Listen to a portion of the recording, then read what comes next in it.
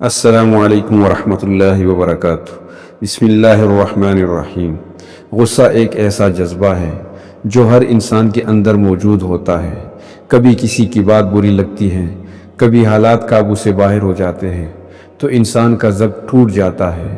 لیکن یاد رکھیں، غصے کے وقت جو فیصلہ کیا جاتا ہے وہ اکثر پچھتاوے کا سبب بنتا ہے۔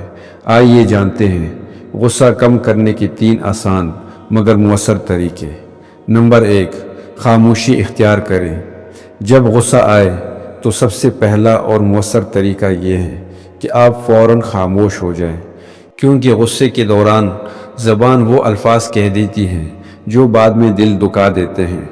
اگر آپ کچھ دیر کے لیے خاموش ہو جائیں گے تو دماغ کو سوچنے کا موقع ملے گا، اور وہ بات جو جھگڑے کو بڑھا سکتی تھی وہ ختم ہو جائے گی۔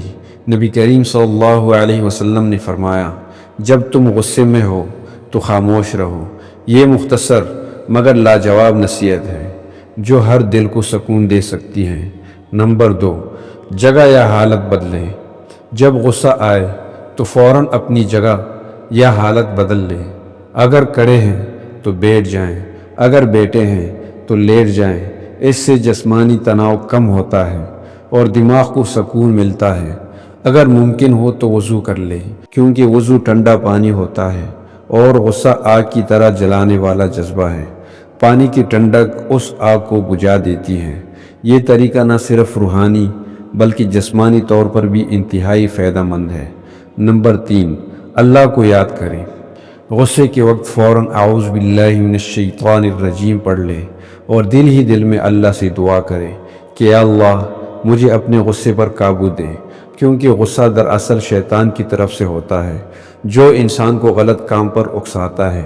جب آپ اللہ کو یاد کرتے ہیں تو دل میں نرمی پیدا ہوتی ہے، جذبات قابو میں آ جاتے ہیں اور انسان عقل سے فیصلہ کرتا ہے، نہ کہ غصے سے۔ یہی وہ کیفیت ہے جسے قرآن مجید میں کہا گیا ہے، یعنی وہ لوگ جو غصے کو پی جاتے ہیں۔ آخر میں یاد رکھیں، غصہ انسان کی عزت، رشتوں اور سکون سب کچھ چھین لیتا ہے۔ جو اپنے غصے پر قابو پا لیتا ہے وہ دراصل اپنے نفس پر جیت حاصل کر لیتا ہے۔ زندگی میں اگر کامیابی اور عزت چاہتے ہیں تو ان 3 آسان طریقوں کو ہمیشہ یاد رکھیں۔ خاموشی، حالت کی تبدیلی اور اللہ کی یاد، یہی اندرونی سکون کا اصل راز ہے۔ جزاکم اللہ خیرا کثیرا۔